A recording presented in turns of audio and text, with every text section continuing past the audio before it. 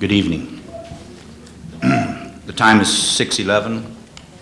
I call this special called meeting of the UISD Board of Trustees to order. It's June 19th of 2017. We are meeting at the Student Activity Complex, and I would ask that roll call be called at this time. Ramiro Vélez. Present. Rick Rodriguez. Present. Juan Roberto Ramirez. Present. Judd Gilpin. Present. Ricardo Molina. Present. Javier Montemayor. Present. Alisa Oliveros present. All right. Let the record show that we have a quorum and this meeting has been duly called. Our item number 3, action item, A, discussion and information related to the 2017-2018 budget workshop. Mr. Gilpin, members of the board, let me just share with you before Ms. Benavides does a presentation on the budget. Tonight we are bringing you a balanced budget. As we recall last year, financially we were not in a very good situation. We had to put about 30 million. We reduced our budget 10 million and 20 that we have to put in from our fund balance. But tonight, in this particular budget, there are some things that I think are good for employees. Part of the recommendation that I have at this point, and again, at the end of the meeting, the board will, hopefully approve the recommendations. But my recommendation, raises for our classroom teachers, we include $2,500 as a pay raise for our teachers. One of the things that I want to clarify, and I know we have several of the teacher unit group representatives here, our governor has placed an item on the special call that he would want to give our employees a $1,000 pay raise, but I'm not too sure if it's a unfunded mandate based on what I read. If it is an unfunded mandate that he forces the districts to give $1,000, out of the $2,500, that's what we can afford. So the $1,000 are included there. Now, if the governor approves a teacher pay raise of $1,000 and he sends us additional funds, then absolutely want to give it to our teachers. But I guess we'll wait until, I think the session begins July, middle part of July. The other 2 recommendations, my recommendation, and they're including the budget, is for the administrators, is a 4% increase from the midpoint, and also for the paras and the auxiliary, a 4% raise from the midpoint. Those recommendations are in the proposed budget that Lila will share with you. Then, of course, we'll take input from the board, and then we'll go from there. Lila? Thank you, Mr. Santos. Good evening, members of the board. Like Mr. Santos said, the budget we're about to share with you looks very different from last year's budget. And I'd like to thank everybody in this room, especially Mr. Santos and the leaders of their departments and campuses out there that kind of went through this budget with us. We cut back on travel. We didn't have pay raises. I think everybody was real cognizant of the budget and what they were spending. And you'll see in this presentation the results of taking those controlled measures and spending. Just to start off, this is a requirement for board members. There's a section of the Texas Education Code that requires board members to adopt a budget by August 31st, which is our fiscal year. 3 funds need to be adopted. The 3 funds that need to be adopted at the fund and function level are the general operating, the debt service, and the food service fund. And then the board needs to adopt a tax rate to support this budget. The budget is to be prepared and presented to you by August 20th, and this is the first step in doing this.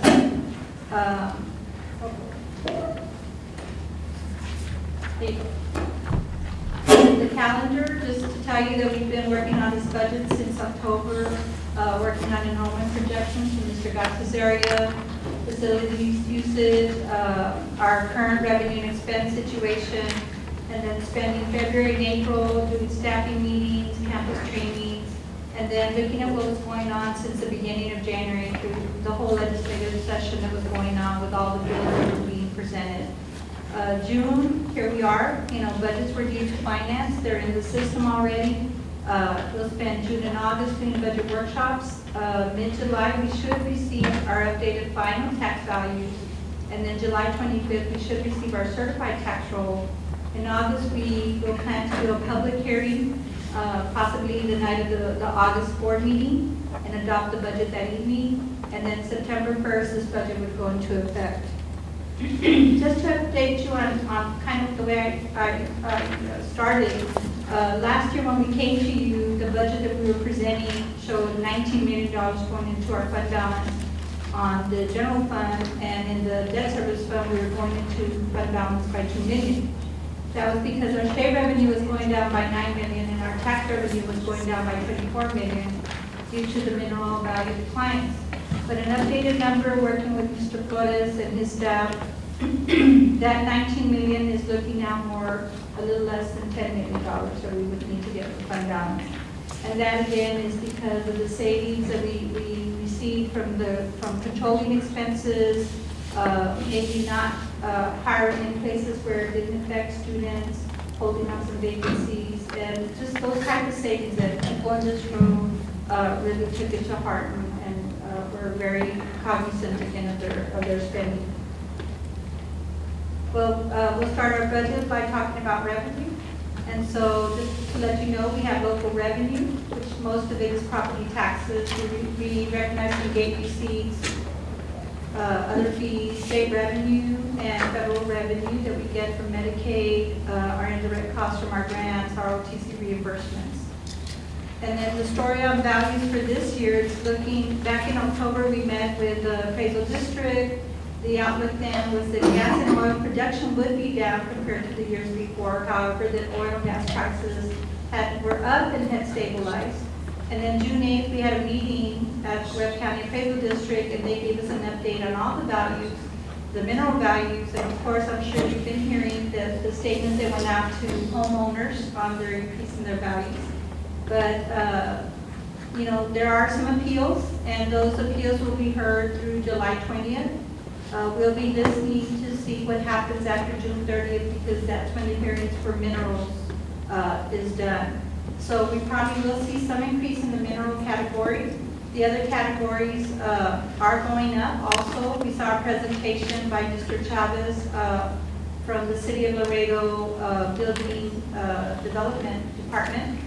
Shows a lot of development around our district and LISD, the outlet stores, warehouses, other residential, commercial, but a lot of that yet still in our district. So those are the increases we're seeing in the other categories. The session ended May 29th. More than 1,000 education bills were filed. Only about 100 actually passed. There's really no new money for school districts. They took away the prepaid grant money that had actually been requested by the governor. And at the end of the session, the senators and the House and the representatives could not come to terms, and so current law stayed in place. We will use the current law with an increase in the Austin Neal that should provide some additional funding. So that's what we're basing this revenue on. The key issues in revenue, we're calculating based on some preliminary values that increased by about 11%. Tax revenue of $149,963,816, with the M&O tax rate staying at $1.04. There would not be a tax rate increase for the maintenance and operation tax rate. The state revenue, we're projecting enrollment of 43,475 students. That's a very good conservative amount. And then the only increases that we're using from the legislative session, again, is the Austin Neal increases to 99.41 and 106.28 in the next year. So on the expenditure side, again, we budget for payroll, contracted services, supplies and materials, other costs, debt service, and capital outlay. And right now, we're presenting a budget, a balanced budget of $347.5 million. The projected payroll cost of $301.6 million is part of this budget. The increase in compensation that Mr. Santos mentioned before this presentation will cost us 11 million, and the projected non-payroll costs total up to about 45.9 million. Here's a breakdown of those proposed pay raises Mr. Santos mentioned for teachers. The 2,500, the general pay increase with a starting salary of 48,500, and I'm looking at Patty Gonzalez. Thumbs up? Yes, okay. And then for administrators, 4% would cost $1,780,236. And for the para-auxiliary staff, 4% of midpoint would cost $2,601,896, for a total estimated raise of $11 million and 2,432.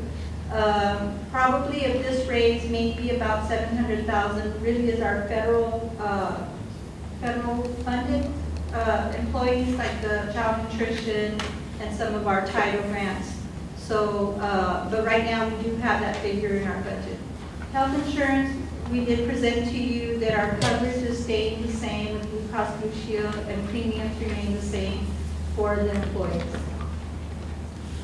The preliminary budget, we did add some positions. We are opening 3 new campuses. We're adding a principal, 5 counselors, 3 nurses, 3 librarians, 3 attendance officers, and there's other campus staff as well, some teachers. We had the movement of teachers to fill Freedom Elementary, and then teacher aides, computer lab aides, custodians, police officers, and security guards. We also added minimal non-campus staff, but we did add a positive behavior facilitator, a speech pathologist, an occupational therapist, a data evaluator, and a webmaster. And the net of all these positions that we added into the budget cost us $1,364,582.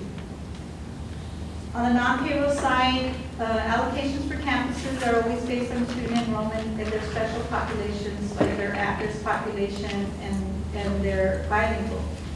We went ahead and added $5, and we'll be working with the campuses to make sure they incorporate the $5 increase per student into their budgets when they get back, because the initial budget didn't have that, but this one will have that.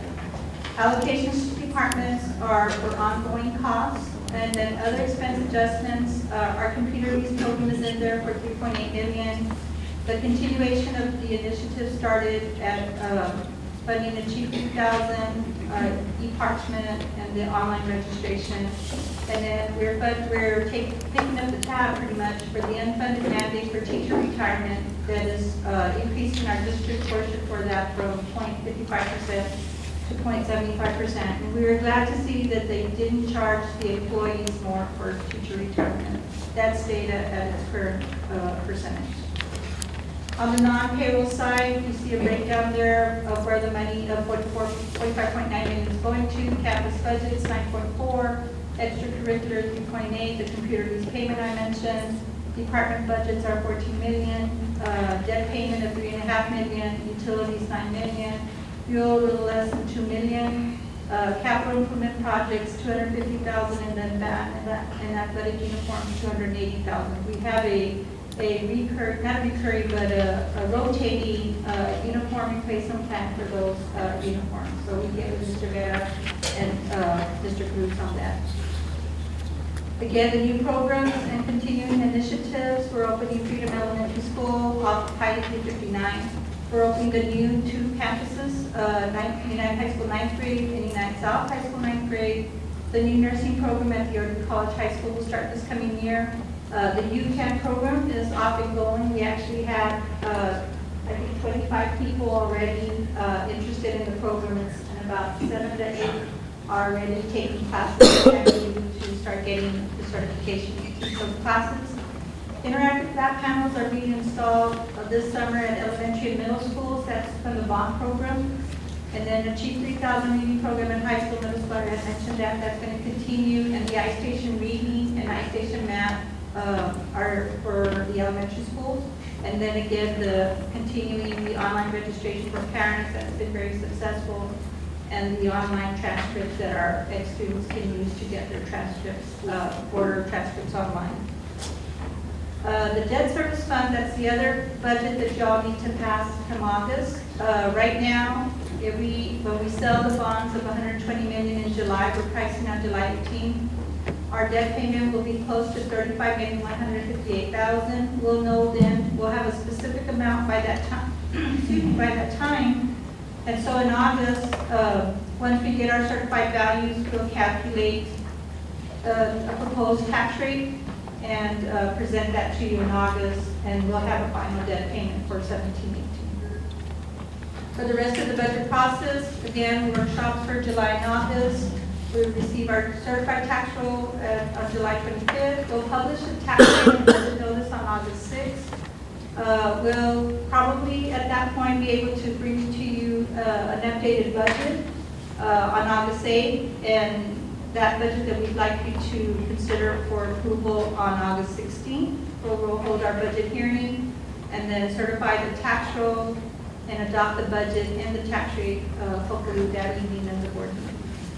And really that's it for my presentation. I'd like to thank everybody in this room, our staff, department heads, principals who, again, it was a budget process that started last October, so we finally got here. Any questions? Any questions from the board? Any Yes. input? I just want to make sure I'm clear on the legislation that's being contemplated. The legislation for the $1,000 raise is only applicable to teachers, Yes, sir.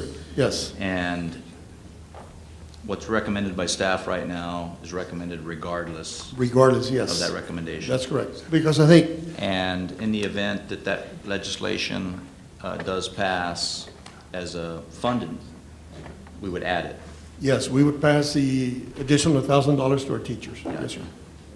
And if it's passed without funding, our teachers would still get whatever. 2,500, passed yes, this sir. evening. That would be Okay. what we can afford, the maximum we can afford at this point in time.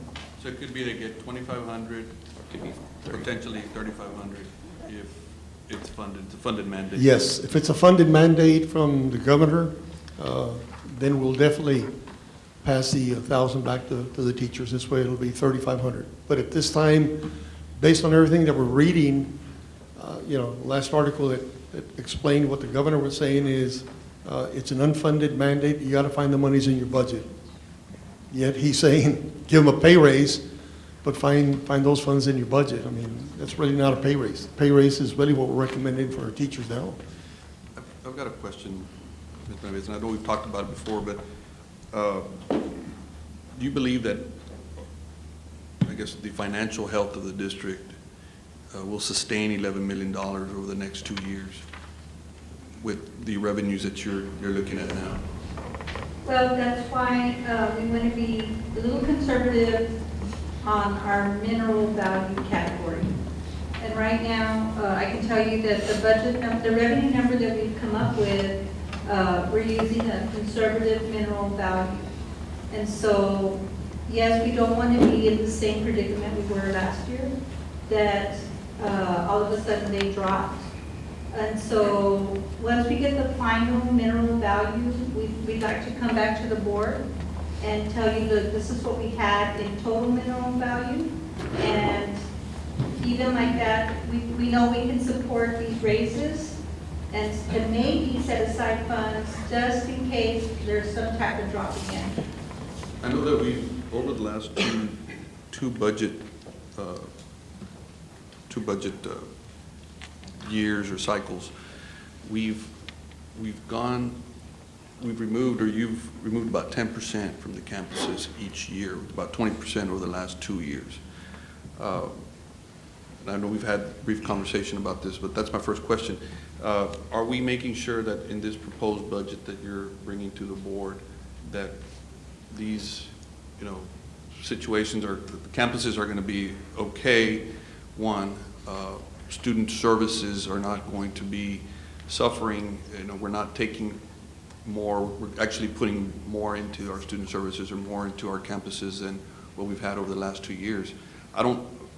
For the record, I have no issue with giving raises. I just want to make sure that our campuses are taken care of and that our student services are priority. And the delivery of those services be there before we, look at any numbers at percentages of giving, awarding the employees. Is that contemplated in your proposed budget? Well, we've included an additional $5 per student. And then I think I need to say that in the department's budget, elementary ed, middle school, and high school actually having their own budgets where they take care of softwares for their campuses, so their campuses do not have to come up with some of the money. The other thing that we kind of do at a district level where the campuses do not have to come up with money is we pay for the computer leases. And so if they want to get computers, it's over and above what's been given to them by the district. So like this coming summer, we're giving all Chromebooks to your 5th grade classrooms out there. So that's money that the campus doesn't have to come up for those Chromebooks. So there's some things that we're taking care of at a district end. We put money in the budget for workbooks. That's in there. And then we put money, in fact, this summer they got new copiers and we give them the money for their lease. I mean, we code it to their campuses, but we give them the money for their leases. What about issues like supplies? When we cut supplies, or we keep a close watch on supplies in the past. I know that has been something that the teachers have always, somewhat complained about, or because sometimes they say they have to go out and buy their own supplies, or it's difficult to make copies and things like that. Or training for our teachers. Are we going to look into those types of Yes, on the supply end, they do get some additional, grant money from Title I. We've seen them use some supplies from there. We know one of their favorite things to buy is paper, and so we know it does get costly. The other thing, as far as workbooks, we do give them funds for workbooks, or we cover the workbooks. Again, it's really just, I think the paper really bites into their budgets. And I do think that the cuts that we have given them probably cut, their paper budget, so to speak. And the trainings, what we try to do is give it at the district level through staff development. Again, we tap into our title money, our grant money that really stresses a lot of professional development. And we have Ms. Aguada's area kind of coordinate those trainings for the campuses. But then again, they could choose to use some of their funds for their own campus trainings. more than like mandatory trainings versus enrichment type trainings? Right. And I mean, I know there's a whole summer learning opportunities that they put together. I thought the podium was too far away from over there. Good afternoon, good evening. My name is Celia Taboada. I do take care of the district professional development trainings. We do offer trainings for our teachers. Like Ms. Benavides mentioned, we do get funding at the district level. Aside from providing trainings for our campuses, we also support our campuses with substitutes, so the campuses do not have to use their allocations for that. We also provide teachers with extra duty stipends. Our superintendent approves extra duty stipends whenever we pull out our teachers during Saturday, so we do offer that. During the summer, we also have summer learning opportunities where teachers are provided some flex time, and we also provide extra duty stipends for several trainings. Thank you. I already knew that. Thank you. I just want to make sure that our budgets are not, we're not sacrificing, the training of our teachers. We're not sacrificing the services that we're providing to our students or the campuses, being that they've been cut. It's not a matter of just getting used to it. I want to make sure that our campuses and delivery of our services and the training of our teachers, whether it be enrichment or mandatory trainings, continues, and that our staff is actually, being educated themselves and bringing new ideas and new types of trainings to their teachers and to the campus, to the students, educational ideas as well. And I have no doubt that Ms. Taboada, I've seen what your department does, but I know that our budgets have been slashed over the last 2 years, and so I want to see that we're going to be okay there before we approve any. Let me interject real quick, Mr. Mateo. I think what you're trying to have them answer is, what was the direction that was given to the departments? Was it something similar to the past years when it was told to them, you know what, we are, funds are limited, we have to hold back on trainings, on supplies, on similar items that are a little bit costlier, and then that we can, at this time, probably prevent the spending. So what was the direction that was given this time around? If I can answer this. Mark, we work closely with our campuses, we look at our needs assessments to see our data. All our decisions we based on data. We look at the scores of our campuses. So we address at no time that the budget did hinder our ability to get our campus in a position to be successful. So we use the different resources, for example, our teachers. A lot of our staff development not only is done by our coordination of our department, but also we look into our campuses, looking at the data and how also the campus do in the different subject areas. And we use that to our advantage. So it's quite very creative. But at no time did the budget affect how we run our department as far as working with our campuses. Okay, and I think, well, and then during the instructional committee, I think it was mentioned that when you were showing us, demonstrating to us the scores from this past year, it was evident that their cut in funding did not affect student success, because we were seeing a lot of gains in education. But what I got out of your question, I guess everybody's reading your question a little different, is how much of that 20% that had previously been cut from their budgets has been replenished with that $5 per student? That's kind of what I got out of his question. And I know it's just preliminary, it's just a preliminary budget, so these are the kinds of questions that come to mind as I'm about to approve, the compensation packages. Those are priorities for me, certainly in not only in my district, but certainly across the district. Right. And I think, again, we will be getting our final values in July. If some of those values are not put into some recurring costs like pay raises, then we have a little bit more freedom to take care of other things and kind of start replenishing. We also know, we're so far from everywhere that when people do want to go to trainings, it's the travel part is the part that's costly. And so I think we try to do webinars, send people that come back in our trainers, they're turnaround trainers. And so, not that they have done without, but we try to, we haven't replenished them to where they were, I guess, is that's the bottom line. But do you project that into the near future? We're hoping to get back there. Again, But I think, baby steps, we're getting there. yes, We're on the right we were path. we were extremely, where does this 50% decline in our values come from? We kind of saw it growing and growing, and, the industry itself was doing 30-year plans out there, and I think we were just, let's now take it, we're gonna see these values grow again. We want to conserve some of it, maybe, on some things that don't get tied up in raises, and, maybe some non-payroll items that we could put back into the classroom, but I'm going to tell you, we've also done a really big effort into technology. The IEPs, document cameras in the classrooms that are not getting IEPs, new copiers. I think they're going to start seeing, we are also investing in the campus administrator desktop. It's been, we purchased it in 2009.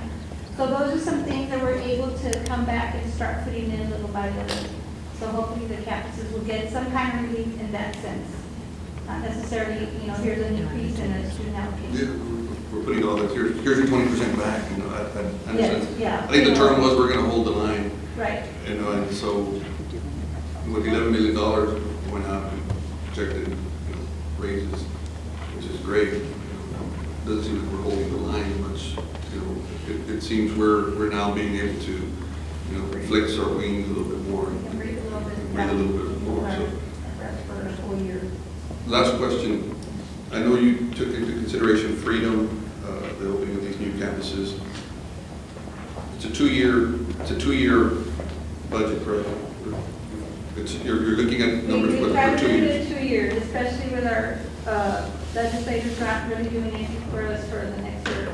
Are you considering some of the newer campuses opening up in these next years, other than Freedom? We have looked at, we actually have a worksheet that we look at 18, 19, and we've included the personnel that we're going to have to add in opening 2 middle schools and another elementary the following year. And I think, Ms. Benavides forgot to mention also Alexander, ninth grade. Yes, Which is yes, we, also, it's in this budget also, that we are That's included opening there. JV 9th grade, and then they'll open up their new campus, but they already have their librarian, their nurse, and all the staff you need for that campus. And I have to ask, for the pre-K programs, are we absorbing that cost? We are, and unfortunately, the governor really had some very good intentions. And they actually wanted our class sizes to be, very small. But what we do put in our pre-K classrooms, even from our local funds, is a teacher and a teacher aide. So those students always have 2 adults with them. And so now that they're our own classrooms, we've been looking at our online registration numbers coming in. So we kept full day at those campuses. It was 4 of them. It was Bettis, Roosevelt, Centennial, and Veterans. So they will continue to have full day without the governor's grant. We've included that in this budget, but we may be visiting next year on maybe some assistance from Head Start. Yes, well, that's what Yes, my antennas yes. went off. But so, and then, but we've always absorbed the cost in El Cenizo and Rio Bravo. Yes. That's correct, So yes. we- Well, I don't know how many hours you and your staff pulled in overtime and how much effort was put in by all of the educational staff and the administrators, but I want to commend everybody for a very good job, well done. Thank you. Anybody else, any other questions on budget? Very good, very good. Thank you. All right. That takes us to item 3B, approval of employment compensation increases for the year 2017, 2018. I move to support staff recommendation as presented in the budget workshop. Do I have a second?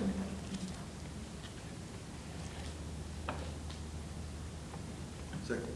All right. All right, we have a second. All those in favor? All right. We have, how many was that? 3. We have 3 in favor. All those opposed? 4 opposed.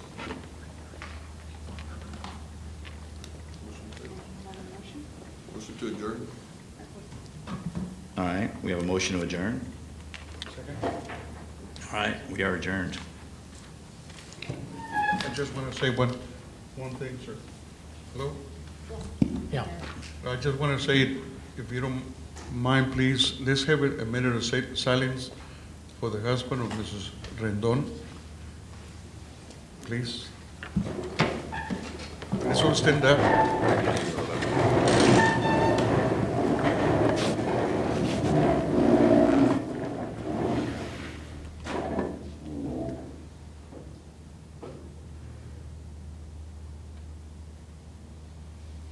Thank you. See? Thank you for remembering that, Roberto. All right, we are adjourned.